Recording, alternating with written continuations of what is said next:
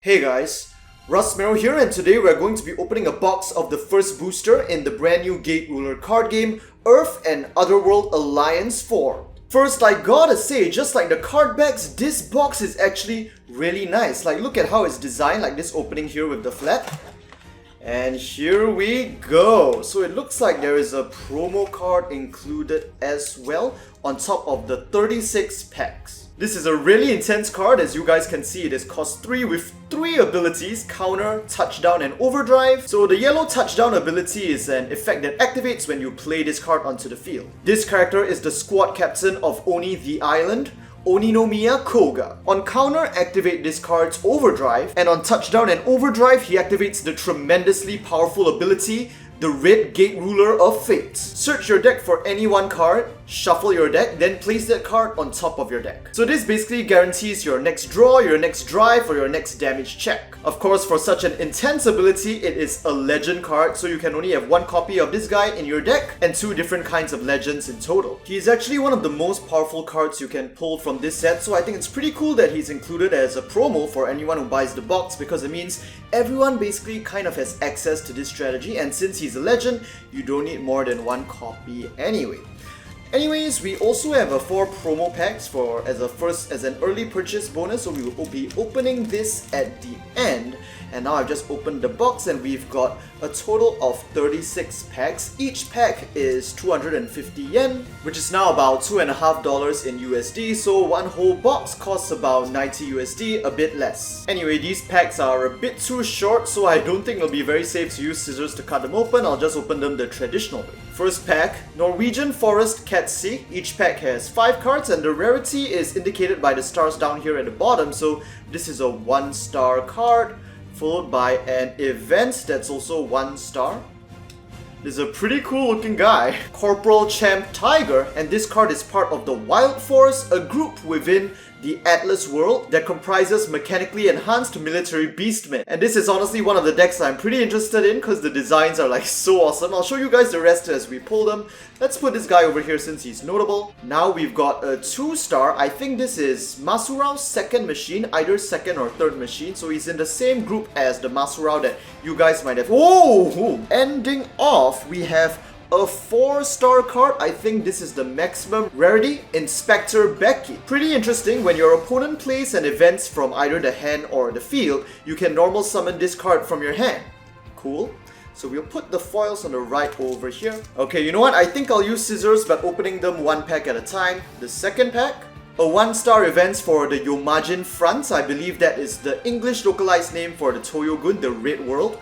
Probably some kind of ceremonial prayer. It's a counter, followed by another event, this time for Volnar, Flame Geyser. Pretty cool artwork, man. And yes, very cool, we've got another member of the Wild Force, upper rank soldier, Tariho Dog. So it looks like each pack, the first 3 cards are 1 star, the 4th is 2-star, yep.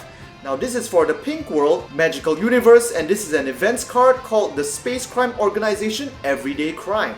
So Everyday Crime is one of the groups within Wonder Universe, which is basically like villains from across all of space. But in English, I believe they're going to be localized as the Crime Nuts. Ooh, nice! And this time our final card is a 3-star, okay? So it looks like the final can be 3 or 4-star. Destiny Sword. This is an event, and as you guys can see from this border, it doesn't actually belong to any of the 4 main worlds. I believe this is from the 4th world, the Invasion Dimension, which I think will be localized as the X-Vaders, at least according to English Gate Ruler information websites, Gate Realize. The localizations I'm using are all from there. Okay. And here we have a little snow girl. She's a reference to the Yuki-onna, but basically just a yokai, one of the mythical creatures from Japanese folklore. Here we have a pretty cool events featuring the Wild Force for Atlas, Suppression Fire. Nice, dude, I love the Wild Force so much, man. Okay. And wait, what is... this is Atlas as well, Banshee. So these cards that say Owl on the top right, Owl stands for Old World League, and they are a group of creatures from basically international folklore. So you see stuff like banshees, werewolves, all that kind of stuff. Here we have, well, essentially a representation of an Oni or a demon from Japanese folklore. That was a 1-star. Oh, wait a minute. This pack had 4 1-stars and a 2-star as the 5th card. Okay, so I guess you're guaranteed 1 2-star, and if you're lucky, you'll get a 3 or a 4-star that replaces one of the 1-stars. Alright? Anyway, this is the Special Citizen Law, the Yokai Law, and events for Yomajin. 4th pack, and I guess I should mention that I'm pretty interested in building Owl as well. And here we have a Crime Knots from the Magical Universe, Hannibal Laser. And this is one of the futuristic American military from Atlas, Turret Turtle. And very nice, another Wild Force. Dude, they are so cool. High-ranking soldier, a Recon Deer. Nice. Oh, cool. And we are also getting A1 Apprentice, but like a female version. So in the starter decks, you get the male version of the rulers. And from the booster, you can actually just pull female versions of them as well. But I also think it's possible to pull the male ones from the booster. And the third ruler that is currently available, the Highlander, is also only obtainable in this pack. So we're ending off with another 2-star, a Space Sphinx. Okay, 5th pack. Ooh, what is this cool looking card? Double Excalibur. Okay, I think this character over here is Space Arthur. There are a bunch of like Space Knights of the Round Table from Magical Universe, which we might see later as well. This is Golden Dog, a beast familiar from Volnar. I feel like we've been pulling very little Volnar cards. Okay, I have no idea what this is supposed to be. I think it's like Galaxy Thread or Galaxy Carpet. It's literally just, like, it literally has the cloth attribute. And it's just floating in space. Alright, oh nice, our 4th card is 2-star, that means we can expect a foil. Mr. Shigo, he's a warrior and hero. In the Red World, Yomajin front, we have some superhero kinds of characters as well. And wow! Following up with that, we've got another hero, Captain Oh My God. I am not kidding you, that is literally his name. But he is a legend card, and you can see it from the L mark next to the 4-stars as well. The absolute maximum rarity. I think we're only guaranteed 1 legend in a box, and we've just pulled it. He has counter and overdrive. On counter, activate overdrive. His ability is called Overmac 883,353 attack. Choose one of your opponent's units and destroy it. I mean, I guess it's pretty strong, but like not that like mind-blowingly crazy. But I guess the powerful part is being able to activate his effects on a counter. So let's say your opponent only needs 1 more attack to finish you off. He could basically save your life. Okay. Is this the 6th pack? More of the futuristic Japanese robots. Ooh, Boltaurus. I guess kind of a twist on the Minotaurus, but he's not an owl though, from Volnar. I guess the European ones are more for Volnar, all the fantasy dragons kind of beats. Another kind of cat sif, so it looks like there are a lot of different cat sifs across the different worlds as well. Some kind of spell barrier, and I think it's pretty cool that there are Gate Ruler cards featured in the art too. And here we have, yes, this card is featuring more Wild Force artwork. Buster Arm, that is so cool. On counter, play this card. Usage timing is instant. Choose 1 opponent unit and deal it 6 damage, which will probably kill anything, so I guess it's pretty much almost as good as Captain Oh My God. 7th pack. Man, it's been a while since I've opened a box so leisurely like this, and I gotta say it feels pretty good to do something like this once in a while. Ether Field, a 0-cost events for Magical Universe, and here we have Hydra Familiar, very cute, so this is another familiar card. This is some kind of yokai in Japanese mythology. Monster Wolverine. So it has pretty weak stats, but on counter you can summon this card for free. Oh, wait a minute, that was unexpected. Another 4-star, Kamigakari. On overdrive, you may choose 1 card on your field and destroy it, and if you do it, you can choose 1 card on your opponent's field and destroy it. It has an effect, Reflection. When this unit on the field receives battle damage, you can choose one of your opponent's units and inflict the same damage. This only applies to battle damage, not effect damage. Very cool, interesting effects. I like that. 8th pack. You guys might be wondering why we're pulling like so many foils, right? Actually, Gate Ruler is slightly different from other card games. Usually, 1 pack of a Japanese card game containing 5 cards is about 150 yen, so Gate Ruler is more expensive at 250. But because of that, in exchange, it gives you a higher chance of pulling foil, so that's why it's actually not bad to just buy single packs instead of buying a full box. Devourer. Cool, so from this artwork, it looks like this is another X-Vader or a villain from the Invasion Dimension. Dude, I'm gonna create a stack for this because the art looks pretty cool. The first dimensional defense line, a pretty cool event for Yomajin, and it looks like it's featuring the same artwork as Sorai as we saw in the starter decks.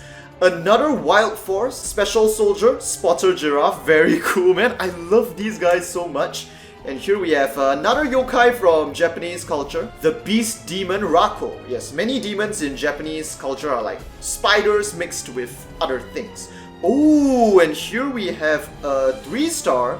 And I believe, yes, this is definitely a crime not from Wonder Magical Universe. The leader of the horror squad, Gachi Horror. And Gachi in Japanese means something like seriously. On touchdown and overdrive, you can choose one of the following effects to activate. Either make your opponent randomly discard one card from your hand, or choose one of your opponent's set cards and destroy it. Okay, not too shabby for 2 cost.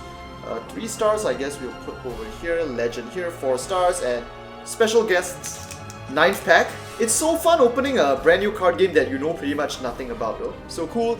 Werewolf Warrior, yes, definitely an owl. That's where all these guys are. Master Future Ed, he is a future man, one of the groups of the Wonder Universe, basically very futuristic space people. Ooh, what is this awesome looking card? Zalbarios, a traitor, beast, and dark attribute. Dude, that is mad. It's for 2 cost 3 strike. That is strong, even though it's just a vanilla. And here we have, a 2 cost event. Flying Shield, a nice defensive card that reduces damage by 2. And this must be another invader, right? And her attribute is literally God. The White Bone Princess. Counter, and on counter, your opponent must choose one of their units and destroy it. Dude, this is another 4-star. We literally just got like 3-4 stars out of nowhere. I don't think we'll have enough space for like all the foils considering how easy it is to pull them in this game. Anyway, 10th pack, but I like that because it means that using this one box I can probably do a few cool physical matches in my own time for myself. Vamha, a mysterious object from the invading dimension. Okay, what is this? Call Lightning. Yes, that's a very typical name for a counter event, I guess, for any Western fantasy themed archetype. Space Lizard Man, okay, another weird group from space. I guess he's something to do with the space things too. Weskalot's Emperor Soldier. Okay, definitely from some kind of European fantasy kind of nation. Oh, and this is a very notable card. You will see that it is -5 cost. It is an accident. Counter, and on counter, play this card. The usage timing is open, so if you drive this card or this card is added to your hand, you have to reveal it and play it right away. Inflict yourself with 2 damage. Why would you ever want to put a card like this in your deck? Because if you play as the Apprentice Ruler, where at the start of your turns you basically just rely on luck and drive the top 2 cards of your deck, you have a cost limit on deck construction, so you can't just fill your deck of 50 cards with incredibly strong cards. However, if you include this guy, that gives you an additional 5 cost to play with in exchange for the risk of bombing yourself. So that is the very interesting element I like about this card and, well, Great Ruler in general. Having this kind of idea. I wonder if this video is gonna end up too long. But I guess I can divide it into multiple parts. This is just a soldier from the futuristic Japan. Is this another? Oh, this is an... Oh, it is Wild Force. The Atlas Army's Normandy Operation. Pretty cool. I guess I'll include it with the Wild Force. Here we have Magic Innovator. Definitely a future man. And does Leading Holy Knight. Definitely another one of those European fantasy kind of characters. And we've just got another one here. The Red Dragon Crimson Shieldis. Pretty cool. Not bad. I mean, generally, even though the style of this card game is not consistent, because there's like so many different artists working on it, each with their own very unique styles, I generally like the artwork for the card in this game. Okay, what is this? An event for Magical Universe, Capture Beam. Oh, this is from the free deck, I think. Yes, the Knights of the Sacred Sword. 0 cost. This is a Wild Force card, and the name of this card is literally, the damage, it's just your imagination. And it basically allows one of your units to recover the damage that they've just taken. Dude, what? Psychological recovery, placebo effects. This is the Spaceship Varrock. And this is a 3-star foil, Baura of the Golden Rings. On touchdown, which means an effect which activates when you play discard 1 card and draw 1 card. And this card has the Genesis Summoning ability, which is kind of like the holy counterpart to Abyssal Summoning. Using this card and 1 or more of your warrior or spellcaster units as material, return them to the bottom of the deck. And if you do so, Genesis summon a dragon or warrior from your deck, whose cost is equal to or less than the total cost of the materials. So So in a way, I guess you could say it's somewhat similar to Synchro Summoning. Okay, starting our next stack of 12 with the 13th pack overall. Iron Storm, this was in the starter deck. Okay, I think as we go, we'll eventually start seeing more repeats, then I don't have to like take so long looking at the cards anymore. Photon Torpedo, Dispel, Disaster, and oh, this is a cool looking card, an Owl Dragon from Atlas, Divel of Wales. So since he's owl, I'm pretty sure he's a reference to an actual dragon in Western folklore. On counter, use this card's Eternal Sleep ability. Eternal Sleep. When this card is placed on the field, choose one level 1 or lower owl units from your damage zone and send it to the grave. Okay, so essentially recovery. Not bad. That's a 3-star. We have run out of space. I am going to start stacking it on top of the other 3 stars like this. Okay, let's carry on. Hopefully you guys have a better view of all the foils now. I've shifted them a bit. The 14th pack. What is this? The multi-use robot Bojin.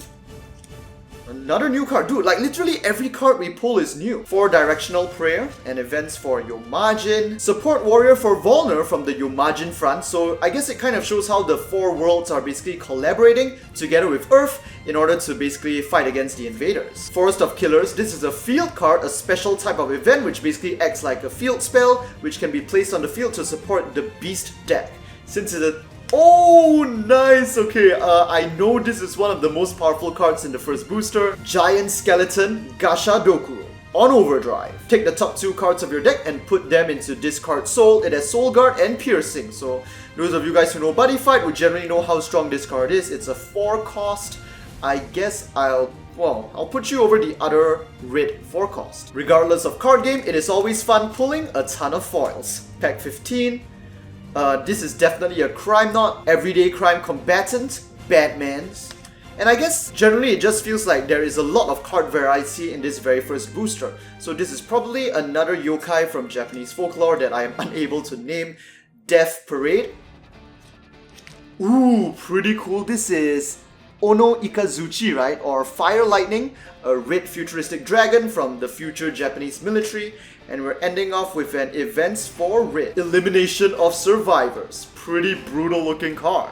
Pack 16. Man, because I'm cutting every pack open as I open them, this video on a whole is gonna be a pain to edit. The female Tengu, Mizukaze. Now I'm pretty sure some of you guys will be familiar with the Tengu, another yokai from Japanese folklore. What is this? It features this guy, the Advance of Power of Steel. It's an instant event that can buff one of your units. Dudes, more new cards. Black Knight Dister. Oh, this one we've seen already, so I can skip. And here we have a new Atlas card. Armored Soldier Victor. It has the Sweep Shot ability. When this card attacks, you can choose one opposing unit and give it 2 damage. Pretty cool. So this is a 3-star blue, right? Okay, then you're going here. Pack 17. Okay, we are starting to see repeats. Yes, I've seen this. Oh, a female version of the K11 Knights. Pretty nice. Then I have both male and female for Apprentice and Knight. Now I just need the Highlanders. Maybe I'll put you up there. Okay, pack 18. Yes, okay, I can go a bit faster now. Daring Trooper of the Marines. You know what? Maybe I'll just skip to every new card I see. Shield of the Light Goddess Sharsana. It's a very, very European-esque kind of spell. Yes, we've seen Chan Tiger already. Ooh, Sunny Backpacker, one of the future men from Magical Universe. By destroying one card on your field, you can normal summon this card from your damage zone, but after that, you inflict yourself with 1 damage. Okay. So it's not too insane, basically. You still have to take 1 damage after that, so you don't get to heal. Another Cow Demon, Tenro or Sky Wolf. Interdimensional War, a field card from Volner. This is Magical Soldier Jake of Atlas. Absolute Explosion, Space Mimic. So this is an event that you basically set as a trap on your field that if your opponent steps into by destroying it, inflicts damage to your opponent instead. Very interesting card. And finally, we have Reading of the Stars, or you could say like a Celestial Prophecy. That kind of makes more sense for the name. And here we have, I think this is something to do with, an Abyssal Summoner. The Abyssal Maestro Algeri. On touchdown, mill the top card of your deck, so that is very good for Abyssal Summoning, and of course it has the Abyssal Summoning ability. 4-star yellow. Okay, let's start a new, put you over there. 100-ton tank. Another Kate Sith, this time it's a Selkark. I assume that's an actual breed of cat. Vampire Soldier Levan. Dude, where are all these new cards suddenly coming out from? I thought I was seeing repeats. Magic Blaster, and followed by a foil for Yomajin. Winter General Mikaze. On counter, activate this unit's overdrive, and on overdrive, Frozen Burst. Choose one opposing unit in the defense zone and destroy it. Dude, that is pretty strong. That is pretty strong because there could be a really powerful unit in the defense zone for protection. Dude, where are all these new cards coming from? Yukiona of the Ocean King Planets. Dude, this is another one. A Time-Devouring Evil Goddess. He has the same counter effect as Vesturous Rex, where if your life is 2 or less, you can end the turn immediately. Pioneer Butterfly, but there is something malicious about the design, and that is because it is of the Invasion Dimension. Samelion of the Horror Squad, and in Japan this card is pretty famous. Some people are calling it the strongest card in this set. While your opponent has 1 or less card in their hand, this unit gets +2 attack and +2 HP, making it a 5/4/2 beast. And if you are fighting an apprentice who has no hand, this effect is permanently active. That's why it's so strong. The Interdimensional Transport Vehicle, D-Arc. Sudden Wormhole. Horror Squad, the mysterious organism from X City, Elm. That's pretty interesting. Whoa! This is an absolutely beautiful card. Senbon Zakura, or 1000-Year Cherry Blossoms. At 2 cost, usage timing is normal. Look at the top 3 cards of your deck, choose one among them to drive, and return the remaining to the bottom of your deck. So this is very good for the apprentice, giving you a bit more control over your luck mechanic.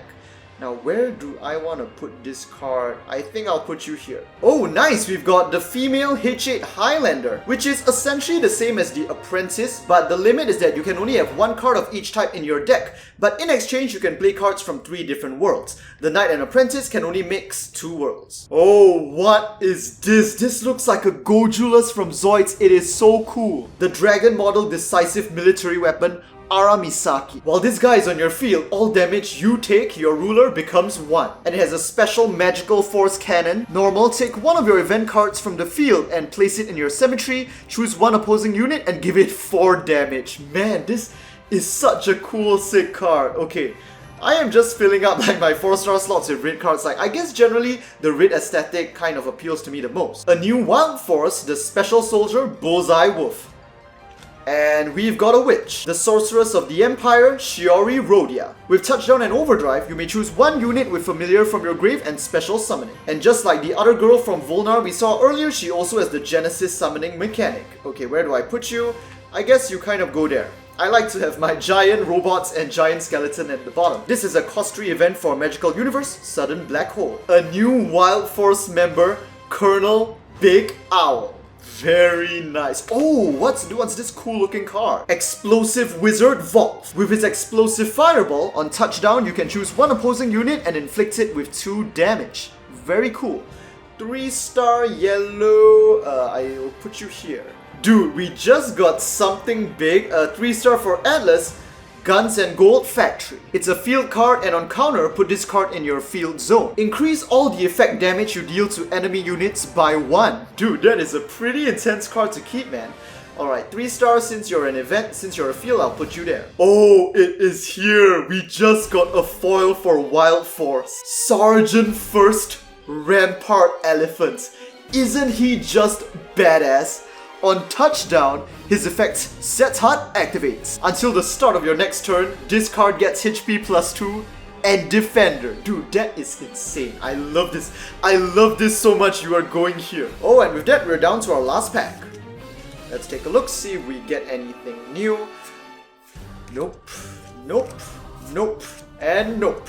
Now let's just end off by opening these 4 promo packs. We got 2 Insania Machines, an Eraser and Robo, followed by the Fake Moon, which seems to be some kind of unit for the invaders. And finally, this Varial of the Mirror Scales, actually a pretty strong card, man. It's a dragon that cannot receive effect damage. Okay, so with that, we have just finished opening 1 box of the first booster and Gate Ruler, but I'm sure you guys are curious to know how many foils we pull. Out of 36 packs, we got 1 legend, so legends are 1 out of 36 chance. We got 8 4 stars, which is the next lower rarity, so about 25% chance to get a 4-star in each pack.